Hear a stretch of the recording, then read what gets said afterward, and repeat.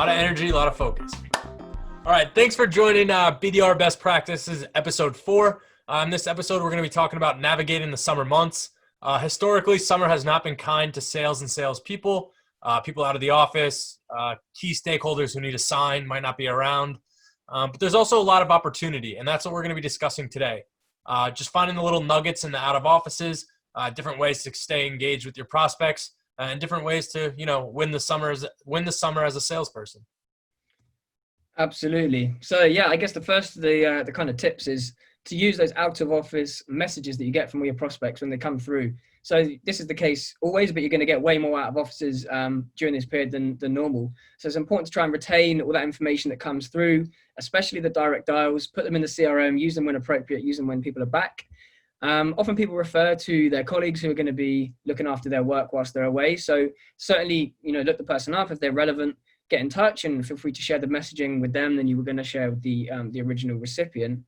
And even if they're not referred to, you can always use Sales Navigator to identify members of their team who might be able to help you out or might be able to kind of have a conversation with you while they're away. And then, when people do come back to the office, the original recipient, you can refer to the conversations you've had with so-and-so to say, all that extra bit of intel and spark that conversation that way. The worst thing you could do as an SDR is to keep the person out of office in your sequence and then just keep sending them messages when they're gone. I mean, that's right away. People will know like, hey, this guy, this is automated. So when they come back, give them some time, right? They're going to be slammed. They're going to have to put out some fires. Don't hit them up on the first day. But when you do hit them up, maybe the second or third day, be human. Ask them how their vacation was. Maybe say, hey, listen, I'm due for a vacation myself. I hope you enjoyed it. But again, show that like, hey, I sent you a message. You're out of office. I didn't, follow up because I knew you're out of the office. How was your vacation? Right.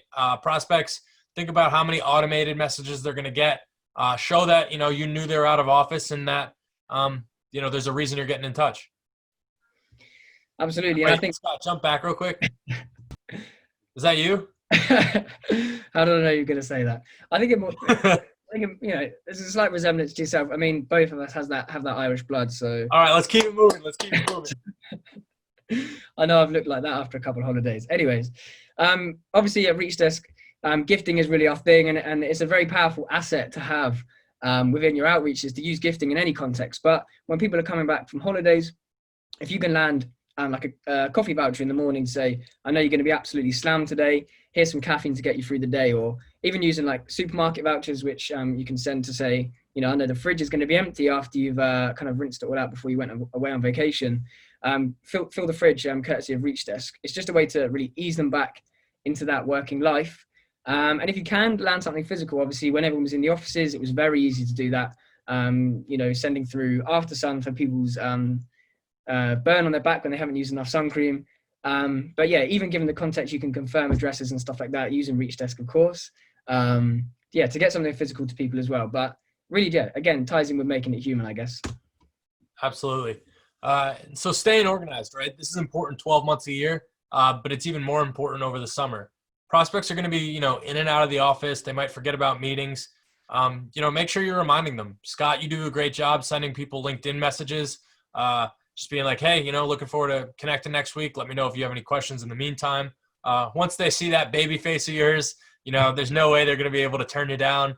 But it's important, right? You always want to stay top of mind. Another key point, use this as an opportunity to promote yourself and your brand on LinkedIn. Over the summer months, influencers may not be posting as much. That's your opportunity, right? Make sure, you're pushing yourself, you're pushing your company. You're still going to get views and you're going to get a lot more interactions because there's not as much noise on LinkedIn.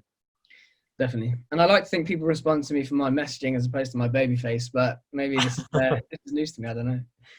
So I think the final point on this was to really enjoy your own summer. I know, the salespeople as a whole are often guilty of working themselves a little bit too hard in some situations. So it's important to enjoy the summer period and to really decompress.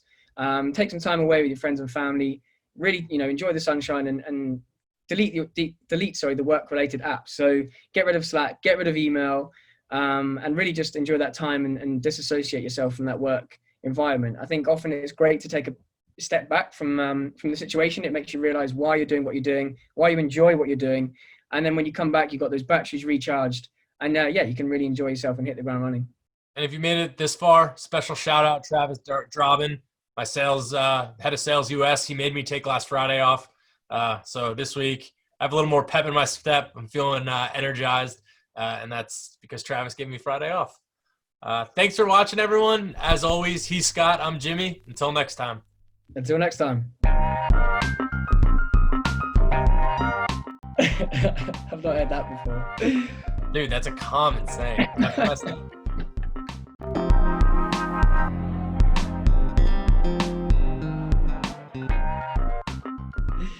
That's funny.